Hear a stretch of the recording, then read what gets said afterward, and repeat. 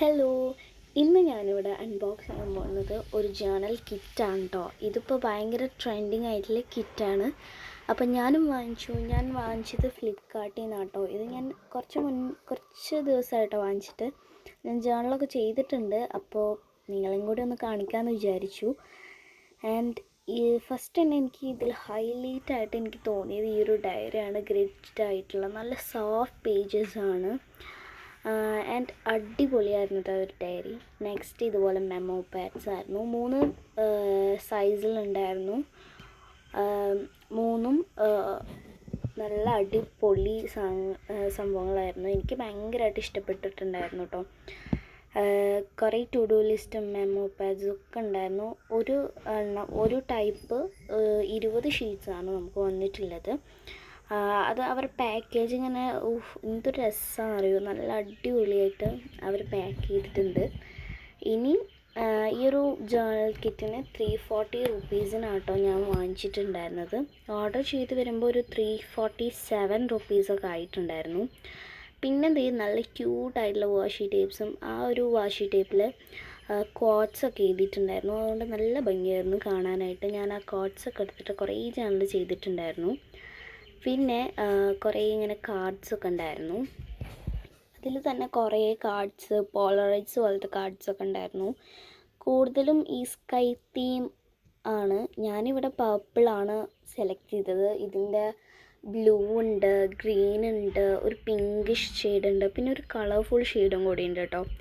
എനിക്ക് കൂടുതൽ കണ്ടുപോയത് പർപ്പിളും ഒക്കെ ആണ്. സോ ഞാൻ പർപ്പിളാണ് സെലക്ട് ചെയ്തത്.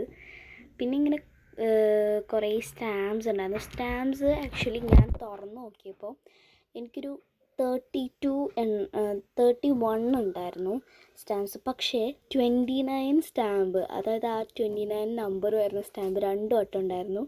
അപ്പം ഞാൻ അതിൽ ഒരെണ്ണം എടുത്തിട്ടൊക്കെ ജേണൽ ചെയ്തിട്ടുണ്ടായിരുന്നു കേട്ടോ. നെക്സ്റ്റ് ഇതുപോലുള്ള പോളറൈഡ്സ് ആണ്. നല്ല ഭംഗിയുള്ള സ്കൈ തീമാണ് കേട്ടോ ഫുള്ള്. പിന്നെ കുറേ പ്ലെയിൻ ആയിട്ടുള്ള ഉണ്ടായിരുന്നു.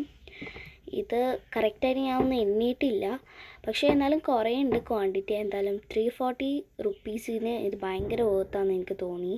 പിന്നെ ഇതുപോലുള്ള ചെറിയ ചെറിയ പാറ്റേൺ പേപ്പേഴ്സ് ഉണ്ടായിരുന്നു.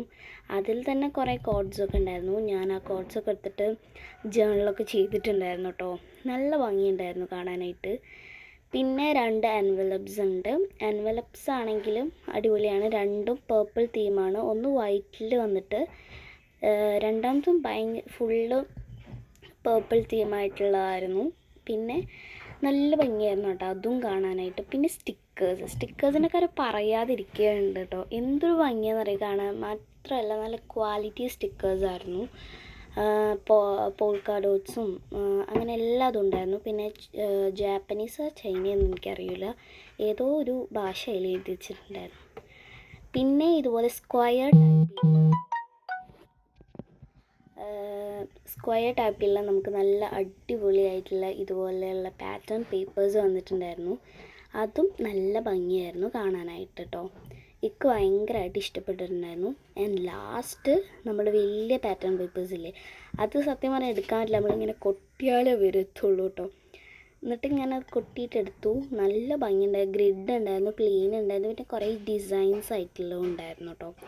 അപ്പോൾ നിങ്ങൾക്കിത് വാങ്ങിക്കണമെങ്കിൽ ഞാൻ താഴെ ലിങ്ക് കൊടുക്കാം. എന്തായാലും അടിപൊളി സാധനം കേട്ടോ. അപ്പോൾ ബൈ.